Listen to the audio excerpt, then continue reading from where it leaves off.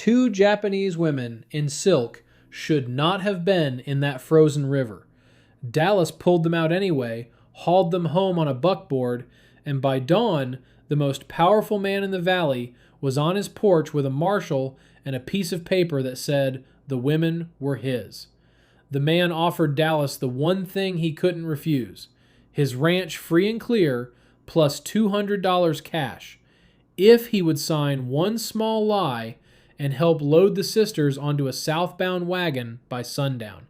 He had until the sun went down to pick the ranch, the money, or the 2 strangers he couldn't even talk to, and the wrong choice was going to follow him the rest of his life. Before this story begins, stay until the very end to see how it unfolds, and if it moves you, hit that like button and drop a comment with your city so I can see how far this tale travels across the world. The winter wind came off the cottonwood that morning like something alive and looking for a way in. Dallas was on the bridge at Rimrock, with a buckboard full of fence posts he couldn't afford, and a horse that had been pulling too hard for 3 miles. And the ice on the river below him was making a sound he had never heard it make before, a higher, thinner crack, like a pane of glass deciding whether to give way. He pulled the horse up and sat there a second too long, because the wind was in his ears and he almost missed the voice. It wasn't a voice exactly. It was a short, broken cry, the kind a person makes when they're trying to call out and the cold has already taken the bottom half of their lungs. He looked down. The ice shelf at the bend had broken open in a dark wound about 10 feet across, and in that black water 2 figures were fighting to stay up. One was already at the edge, fingers hooked on the broken lip of the ice. The other was farther out, going under and coming back up, one hand locked around a long bundle wrapped in oilcloth. Dallas didn't think about it the way a man thinks about a thing later. He tied the horse to the bridge rail, dropped his coat on the planks, and went down the bank on the seat of his pants. The cold hit him at the second step and didn't let go. By the time he was at the broken shelf, he couldn't feel his hands, and the woman at the edge looked up at him with a face the same color as the ice, jet black hair plastered dark against her skull, eyes so dark they looked like holes in her face. He reached down. She didn't grab his hand. She grabbed his wrist, hard, the grip a person uses when they have already decided they aren't going to let go, even if the arm comes off with them. He hauled. She came up out of the water like a heavy sack, silk and a soaked trail coat, and a body that weighed more than it should have because every layer was full of river. He got her onto the shelf and she didn't lie there. She was already turning, reaching past him for the second figure in the water, the younger one, a girl, maybe 18, her face gone under for the 3rd time. Dallas went back in. The cold this time was a fist closed around his chest. He got his arm under the girl's shoulders and kicked, and the older sister caught the girl's hand from the bank and pulled while he pushed, and between the 2 of them they dragged her up onto the solid ice and rolled her onto her side so the water could run out of her mouth. The older sister was already pulling the younger one up the bank, refusing to let go of her, refusing to look back at him, and he understood, watching her, that the rescue hadn't been his. He had helped. She had done the rest. Beside the broken shelf, floating in the churn, was the oilcloth bundle the younger one had been holding when she went under. The older sister saw it at the same time Dallas did, went back down the bank into the water to her waist, and fetched it out without a word. She held it against her chest, the way a woman holds a child when she doesn't know yet whether it's alive. He got them both onto the buckboard without asking their names, and didn't ask what 2 Japanese women in silk were doing on a frozen river in Wyoming Territory in the winter of 1882, because the question wasn't going to help anybody get warm. He wrapped the horse blanket around them, and the oilcloth bundle and all, turned the buckboard, and put the horse into the hardest trot the animal could hold on the rutted ice. The younger one was breathing, the older one was holding her. Neither of them was crying, and Dallas thought about that the whole way home, not knowing yet that the silence of them was the first thing about this whole business that should have told him who they were. The ranch house was 2 rooms and a stove, and the stove had been out since before dawn. Dallas got the fire up while the 2 women stood just inside the door and let the river run off them onto his floor. He had a trunk at the foot of the bed that had been closed for 2 years. His wife's clothes still folded inside it the way she had left them, and he dragged it out now and opened the lid for the first time since the funeral. He set a flannel shirt and a wool skirt on the chair and went outside to put up the horse so they could change in private. When he came back, the older one hadn't put on the Western clothes. She had layered the flannel over her kimono, the wool skirt wrapped around her shoulders like a shawl, and pinned her wet hair back off her face with 2 dark sticks she had taken from a small lacquered box now sitting open on the table. Her face in the firelight was all sharp angles, high cheekbones, a narrow jaw, eyes so dark they looked black in the amber flicker of the kerosene lamp. She wasn't pretty in the way the women back east were pretty. She was something else, something the room didn't have a word for, and Dallas put that thought away the same second he had it. The younger one was sitting on the floor by the stove with her arm held out straight, and the older one was kneeling beside her doing something to a gash on the girl's forearm where the ice had cut it to the bone. The lacquered box was open. Inside it, paper packets of dried herbs, a needle set laid out on a square of cloth, and a twist of something dark and dry that smelled like a temple he had once walked past in San Francisco as a younger man. The needles were so fine they caught no light at all. He stood in the doorway and watched the older sister clean the cut, pack it with a paste she mixed from one of the packets and her own saliva, and wind it with a strip torn from the hem of her own kimono. She didn't look at him while she worked, and when she finished, she sat back on her heels, put her hand flat on the girl's chest for a moment as if counting something, and began putting the packets back into the box in the same careful order she had taken them out in. He had expected crying and begging. He got surgery.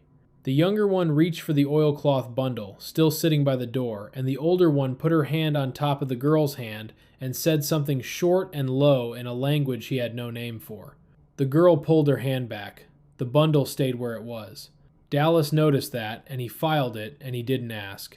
He put coffee on the stove and cut bread and laid out the last of the salt pork. He didn't call the sheriff because the nearest sheriff was in Cottonwood, 14 miles south, and he hadn't yet learned that the man who wore the badge there worked most weeks for the same man who held his mortgage. The 2 women looked at the food for a long second before they touched it, the kind of look a person gives a thing they have not been allowed to have in a while, and the younger one ate fast and guilty, glancing up between bites as if the food might be taken away. The older one finished, set her cup down, and looked at him for the first time straight on.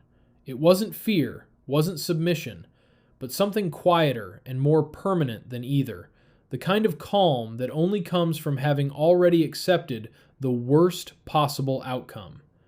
She put her hand flat on the table, palm down, and gave him a small bow, just from the neck, and said one word he didn't understand. He understood the bow. He nodded back without knowing yet what she had said. He would learn by the end of the week that the word was thank you, and that in her language it was a word you only said to someone you intended to live long enough to repay. The knock came before the sun was up. It wasn't a knock. It was a riding crop against the door jamb. 3 measured taps. The sound a man makes when he isn't asking whether the door will open, but informing it that it will. Dallas was already on his feet with the revolver in his hand because something about the cadence of those taps had told him, before his mind caught up, who was on the other side. He opened the door. Silas Vane stood on his porch with 2 mounted men behind him and a third man off to one side holding a folded paper against his chest. The morning was gray and the wind hadn't let up. Silas was wearing a coat that cost more than Dallas's whole south fence. He didn't look cold. He looked like a man who had decided a long time ago that the weather worked for him. "Morning, Dallas." Silas smiled with his mouth and nothing else. "Heard you had some trouble on the bridge yesterday. Brought a few friends to help you sort it out." Dallas said nothing. He had known Silas Vane for 6 years and not spoken 40 sentences to him in that time, because the man didn't invite conversation. He invited agreement. Silas looked past him into the house. The older sister was standing by the stove, and Dallas saw Silas's eyes change when he saw her. Not the way a man's eyes change when he sees a woman, but the way a man's eyes change when he sees a piece of his property sitting in someone else's kitchen. "Kasumi," Silas said, and the word came out of him soft and practiced, like the name of a horse he had paid good money for. "Haruko." He said the second name toward the floor, where the younger one was sitting wrapped in the blanket. Neither woman moved or answered, and Silas didn't seem to expect them to. He turned back to Dallas and held out his hand, and the man off to the side put the folded paper into it. Silas unfolded it slow.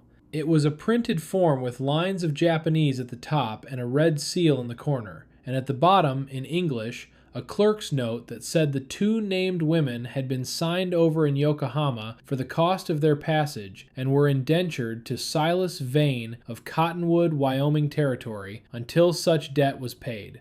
"Cost me $400 to bring them over," Silas said, "plus another $60 in port fees. They ran 2 nights ago. Took a horse that wasn't theirs, and a coat that wasn't theirs, and a few things of mine that I'd like back." He folded the paper along its old creases. "I'm a reasonable man, Dallas. I know you didn't know. I know you pulled them out of the river, and that was a Christian thing to do. So here's what I'm going to do for you." He paused. He liked the pause. Dallas could tell. "I'm going to tear up your mortgage. $400 gone today. I'm going to lay $200 in cash on your table, and all you're going to do for me is sign a little paper saying you saw these women arrive at my store of their own will and help me load them onto a wagon heading south by sundown." Silas put the paper back in the marshal's hand. "That's a good deal, Dallas. That's the best deal you're going to get this winter, and we both know you're not going to get another one." Dallas stood in the doorway. He thought about the $400 he didn't have, and the south fence that was falling down, and the trunk at the foot of his bed that he had opened that morning for the first time in 2 years, and the woman kneeling on his floor with needles so fine they caught no light, and the way she had put her hand flat on the table and bowed her head and said the one word he now understood. He looked at Silas and the marshal and the 2 mounted men whose faces had the dead, patient look of men who had done this kind of work before and would do it again before supper. "I'll think on it," Dallas said. Silas smiled again with his mouth. "Sundown, Dallas. I'll be back at sundown. Bring the women out to the porch when you hear us ride up. Save us all the fuss." He turned his horse. The 2 mounted men turned theirs. The marshal folded the paper once more along its creases, looked at Dallas a long second as if he was going to say something, and then didn't. He put the paper inside his coat and rode after Silas. Dallas stood on the porch and watched them go, the wind taking the dust of their horses and smearing it across the gray morning. He looked at the sun. It was already above the ridge to the east, and it was moving. Dallas sat at the kitchen table for a long time after the hoofbeats died, the revolver still in his hand, although he couldn't have said when he had picked it up, and he didn't put it down until his hand started to cramp. Kasumi was by the stove. She had heard the whole conversation through the wall. He was sure of that, because when he finally looked up at her, she wasn't looking at him with any question on her face. She was watching him the way a person watches a horse they aren't sure has been broken yet. He set the revolver on the table and put his head in his hands for a second, and when he lifted it, she was standing at the other end of the table with a folded square of dark cloth in both hands. She set it down between them, pressed it flat with her palm, and left her hand on top of it for a moment. Then she lifted her hand off, looked at him, and stepped back. She didn't open the cloth. She only set it there, as if it would tell him what he needed to know, without being opened at all. He looked at the cloth, and he didn't touch it. He understood, without words, that she was showing him she had something, and that the something was the reason she hadn't begged. A knock at the door. Not Silas's knock. A hard, fast knock. The knock of someone who has ridden a long way in a hurry. Dallas went to the door with the revolver behind his leg and found a boy on the porch, 14, hatless, red in the face, a horse standing behind him blowing steam. "Are you the one?" the boy said, breathing in strips. "Are you the one with the The Chinese, I don't know, the medicine woman. My ma's dying. The doctor's drunk. The doctor's been drunk for a week. Pa said come find the rancher who pulled 2 women out of the river. See if one of them knows anything. Pa will pay anything. Dallas looked at Kasumi. Kasumi was already lifting the lid of the lacquered box. They rode into Cottonwood on the buckboard, the boy's horse tied behind, the ruts frozen hard as iron. Kasumi sat the bench beside Dallas with the box on her lap, both hands flat on the lid, and she didn't look around at the town when they came down the main street, and Dallas understood that she had been in this town before, 2 nights ago, in a different wagon, going the other direction. The banker's house was the biggest place on the street, 2 stories, a real porch, glass in the windows. The banker, a tall, hard man named Rowe, who had never owed anybody a thing in his life, met them at the door with a face like a closed book, and behind him a girl of about 10 was crying into her hands. Rowe looked at Kasumi the way he would have looked at a stray dog his son had brought home, and then he looked at his daughter crying in the hall, and he stepped aside. Upstairs, a woman lay in a bed under 3 quilts, gray as candle wax, her breath coming in long, shallow pulls, with a rattle at the bottom of each one.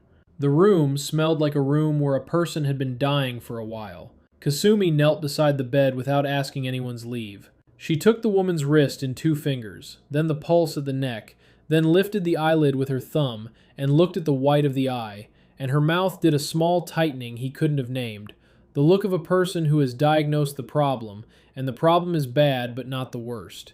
She opened the box and set a thin slice of something dry and yellow on the woman's navel, lit a small cone of dark material on top of it, and a slow thread of smoke rose, sweet and resinous and strange in that sick room. She laid 3 needles along the woman's forearm, each one placed with the care a man uses to set a jewel, then took 2 paper packets from the box, poured their contents into a cup, added hot water from the kettle the girl had been keeping hot, and held the cup to the woman's lips, tipping it in a little at a time, waiting for each swallow before giving the next. Nobody told her she couldn't. Rowe watched from the door. The girl watched. Dallas watched from the hall, and somewhere in the back of his head he noticed that no one in this house had asked what country this woman was from. They stayed the night. Dallas slept in the chair in the hall. Kasumi didn't sleep. By dawn, the rattle at the bottom of the woman's breath was gone. By the next afternoon, the woman was sitting up, thin and shaky, but sitting up, drinking broth her daughter held to her lips. That evening, as the sun was going down, Rowe himself rode out to Dallas's ranch. He came alone. He laid $100 on the kitchen table, the same table where Silas had laid his paper that morning. He looked at Dallas, and he looked at Kasumi, and he said one sentence. "You call on me. You come to my door. Anytime." Then he rode home. The sun went down. Silas didn't come. That night, with the banker's $100 on the table and the deadline expired, Haruko finally untied the oilcloth bundle in front of the fire, slow, careful of the knots. When the cloth fell open, Dallas saw what the river had almost taken, a naginata, a long, dark wooden shaft with a curved, single-edged blade at the end, oiled and sharp, the steel catching the firelight in a way his revolver never had. He had never seen one before and didn't know its name. He only knew it wasn't a knife, and not a spear, and not a thing for hunting, and that the girl drying the river water off the steel with a small, soft cloth had been doing it a long time before he understood she was crying while she worked, very quietly, the way a person cries when the danger is finally, for one night, past. 2 days went by and Silas didn't come. The valley went on like nothing had happened. The wind dropped, the river froze solid, the cottonwoods along the creek standing white and still. Dallas kept expecting hoofbeats up the lane at any hour, and the hoofbeats didn't come, and the not coming was worse than the coming would have been, because a man like Silas Vane didn't let a sundown pass for no reason. On the 3rd morning, Dallas rode into Cottonwood for grain. Silas was behind the counter, polite as Sunday, weighing out coffee for a rancher's wife. He looked up at Dallas and smiled with his mouth and nothing else, and nodded the way a man nods at a neighbor he has no quarrel with. The visit never mentioned the sisters, and never mentioned the mortgage. Silas sold Dallas the grain at the usual price, took his money, made change, and then, almost as an aside, as Dallas was turning to go, he said it. "Buyer coming down from Cheyenne on Friday. Wants to look at a few deeds before any other paperwork changes hands. Nothing for you to worry about, Dallas. Just thought you'd like to know your place is solid." He smiled again. "You made the right call. I'll have your mortgage marked paid by the end of the month." Dallas walked out of the store with the grain on his shoulder and the cold, sick understanding settling into the bottom of his stomach. He understood, in the slow way you understand a thing you already knew, that Silas wasn't coming back with a marshal. He was coming back with a buyer. The sisters weren't indentured labor. They were cargo. The Yokohama paper was a bill of sale, and there was a market for it north of Cheyenne, and Silas had just told him, in the politest possible voice, that he was already arranging delivery. He rode home with his hands shaking on the reins, not from the cold. He told Kasumi. She was kneading bread at the table and didn't stop kneading while he talked, but her hands slowed, and when he was done, she set the bread in the pan, covered it with a cloth, and sat down across from him, and for the first time since the river, he saw something on her face that wasn't calm. It wasn't fear for herself. It was fear of how little time they had. That night, after Haruko was asleep, Kasumi took the folded cloth out and laid it on the table between them and opened it. Inside, a letter, written in careful brush strokes on rice paper, line after line of a language Dallas couldn't read, and at the bottom, a single line in slow, careful English, in a different hand, with a name. She held the letter out to him and pointed to the English line at the bottom, and he read it 3 times before the words settled. "These women aren't for sale. Any paper saying otherwise is false. K. Watanabe, DuPont Street, San Francisco."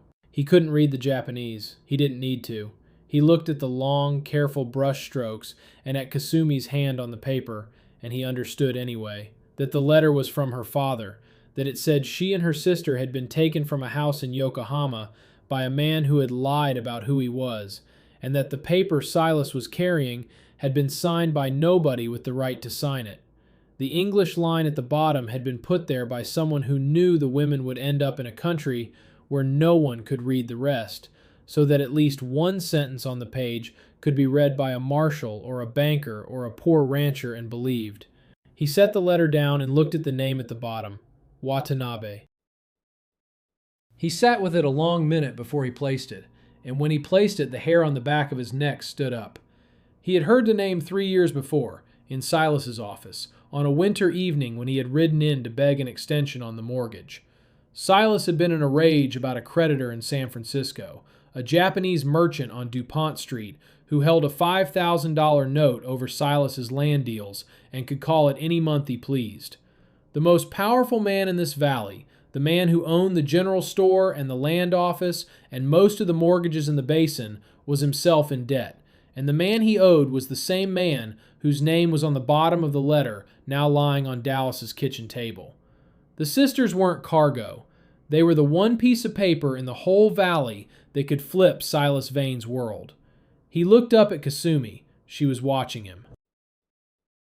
She couldn't have understood what he had just understood, because she didn't know about Silas and the San Francisco note. But she could read his face, and he watched her read it, and he watched her understand, without a word, that something had just changed. "How many days?" she said. It was the first whole English sentence he had heard her speak, and it came out slow and careful, each word placed like one of her needles. 3, Dallas said. "Friday." She nodded once. She folded the letter back into its cloth and put it inside the collar of her kimono, and she didn't take it out again until Friday. Friday came in gray and cold, the sky low over the ridge, the wind out of the north. Dallas was up before light. He dressed warm, put the deed to his ranch in the inside pocket of his coat, and set the banker's $100 in a tin on the table. The revolver went on the shelf above the door, where he could reach it without walking across the room, and he didn't load it because he had decided 2 nights ago that this wasn't going to be a day that ended with a gun, or at least not a gun of his. Kasumi was already dressed. She had put on, beneath the trail coat, the dark blue kimono from the bottom of the lacquered box, an old one, her father's house kimono by the look of it, with a small crest at the shoulder he didn't recognize. She wore her hair pinned up in the Japanese knot with the two dark sticks. The lacquered box was in her hands. The letter was in the collar of her coat. She didn't look afraid. Haruko was in the yard. She had been there since before light. She had the naginata, and she was moving it through the cold air in slow, measured passes, the shaft making a soft sound as it cut the wind. Her feet set in a stance Dallas had never seen a woman hold. He stood on the porch and watched her a minute, and he didn't say anything. He had seen enough men in his life who knew what they were holding, and he knew one when he saw one, and he was glad, in a quiet way he couldn't have explained, that he had pulled her out of the river. They heard the horses before they saw them. 4 riders coming up the lane at a walk, Silas in front, the marshal beside him, the foreman Briggs behind, and a 4th man in a long Cheyenne coat Dallas didn't know. They reined up at the porch and sat their horses and looked at the closed door and the smoke from the chimney and the girl in the yard with the long blade, and for a long second none of them said a word. Silas dismounted first. He was polite, he smiled, he nodded at Dallas and at the naginata in Haruko's hands. "Morning, Dallas. See you've still got my property. Brought a friend down from Cheyenne to help us settle up. Bring the women out and we'll be on our way." Dallas came down off the porch without the revolver and stood in the cold between Silas and the door. "No," he said. Silas's smile didn't change. He nodded to the marshal. The marshal stepped forward, took the folded Yokohama paper out of his coat, and held it out to Dallas. "You're obstructing a lawful contract, Dallas. You can step aside and let these women go, or you can ride into town with me in chains, and we'll sort it out before the judge in Cheyenne next month. Either way, the women come with me today." Dallas didn't move. He looked at the paper. He didn't take it. "I've got a paper of my own," he said. The marshal blinked. "What paper?" "Inside," Dallas said. "You're welcome to come read it." The marshal looked at Silas. Silas shrugged, the small shrug of a man who isn't worried yet. The marshal stepped toward the door. Briggs stepped toward the door. The man in the Cheyenne coat stayed on his horse. Then the door opened behind Dallas, and Haruko was standing in the frame. She had changed again, wearing the dark blue house kimono now, matching her sister, her jet black hair pinned up with the same kind of sticks, and she held the naginata across the doorway at a low slope, the curved blade resting out toward the porch, the long shaft braced against the other side of the frame. She didn't raise it, didn't point it at anyone, didn't speak. She just stood there, filling the door with the longest reach any of those men had ever seen a woman hold, the curved steel catching the gray morning light and throwing a thin, bright line across the porch boards. The marshal stopped. Briggs stopped. The man in the Cheyenne coat leaned forward on his horse. It wasn't that they were afraid of a girl. It was that the geometry of the doorway had changed. The shaft was long enough that to step past her, a man had to step into the arc of the blade, and the blade was curved, which meant it wasn't a spear. It didn't need to be thrust. It swept, and the sweep of it covered the whole width of the door at the height of a man's chest. Briggs had been around guns and knives his whole life, and he understood, before any of the others, what he was looking at. He took one slow step backward. He didn't take his eyes off the girl. Silas laughed. It came out wrong, too high, too short. "Briggs," he said, "take it from her." Briggs didn't move. He had been around enough men who knew what they were holding to recognize, in the set of her feet and the way the shaft sat in her hands, someone who had been holding this since she was 9. He shook his head, once, very small. "I ain't taking that off a girl," Briggs said. "Not her, I ain't." The marshal looked at the door, then at Dallas, then back at the door. He was a man who had done a small wrong for a small fee for a long time, and he was beginning to understand that the small wrong had just become a large one, and that there was a piece of paper inside that house he was going to have to read. "Show me the paper," the marshal said. Dallas nodded. He didn't touch the marshal. He turned and went in through the back window, a thing he hadn't done since he was a boy, and came out the front door a moment later with Kasumi behind him. Kasumi walked out onto the porch with the banker beside her. Rowe had ridden up the lane in the middle of the standoff, quiet, alone, and tied his horse at the rack and walked to the porch without a word, because his wife was alive and Rowe was a man who paid his debts. He was also the only man in the basin besides Silas who could read a mortgage and a contract, and Silas's mouth did a small thing when he saw Rowe standing there that wasn't a smile. Kasumi held out the letter. She didn't give it to Silas, she gave it to Rowe. Rowe unfolded the cloth, unfolded the letter, and read the English line at the bottom aloud, slow, so the marshal could hear every word. These women aren't for sale. Any paper saying otherwise is false. K. Watanabe, DuPont Street, San Francisco. Rowe looked up. He looked at Silas. He said the name out loud, twice, watching Silas's face. Watanabe. Watanabe. He didn't have to explain who Watanabe was. Silas already knew. What's that mean? The marshal said. It means the Yokohama paper in your coat is a forgery, Rowe said, slow and deliberate. It means these women were taken, not sold. And it means the man whose name is at the bottom of this letter is the same man who holds a $5,000 note over every piece of land Mr. Vane has bought in this territory in the last 6 years. You can wire San Francisco and find that out, or you can take my word for it today. The man in the Cheyenne coat was the first to move. He had done business with men like Silas before, in other towns, in other territories, and he recognized the sound of a deal going bad from a mile off. He collected his horse, swung up, and rode south down the lane without a word, and nobody watched him leave. The marshal took the Yokohama paper out of his coat and read it a second time, holding it next to the letter. He wasn't a bad man. He was a man who had been doing a small wrong for a small fee for a long time, and the small wrong had just become a federal one. He folded the paper, put it inside his coat, and turned to Silas. "We're going to have a conversation back in town," the marshal said, "about whose signature is on this paper and where you got it." Silas's face went the color of the gray sky. He raised his voice. It was the first time Dallas had ever heard him raise his voice, and it didn't help him. "This is my town," Silas said. "This is my valley." "Not anymore, it ain't," Rowe said, quiet, looking straight at Silas and not at anyone else. The way a man says a thing he has waited a long time to say. The marshal took Silas's bridle. Briggs had already turned his horse and was riding off down the lane without looking back. The marshal led Silas toward the road, and Silas went, because the marshal had the forged paper in his coat, and the man in the Cheyenne coat was already gone, and there was no one left on that porch who was going to help him. Rowe turned to Dallas.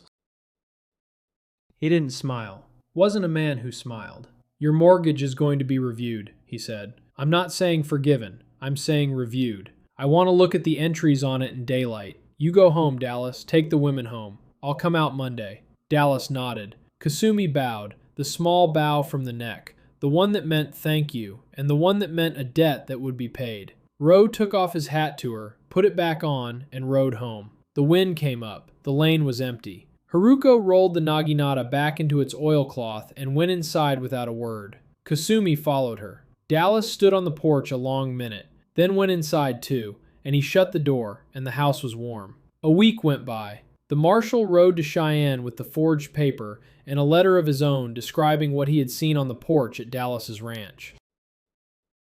Rowe sat down with Dallas's mortgage in the back of the bank in good daylight and found what he had half expected to find. 3 of the entries on it had been written in Silas's own hand after Dallas had signed it, each one bumping the debt up by a sum that had never been lent. The mortgage wasn't forgiven. It was erased.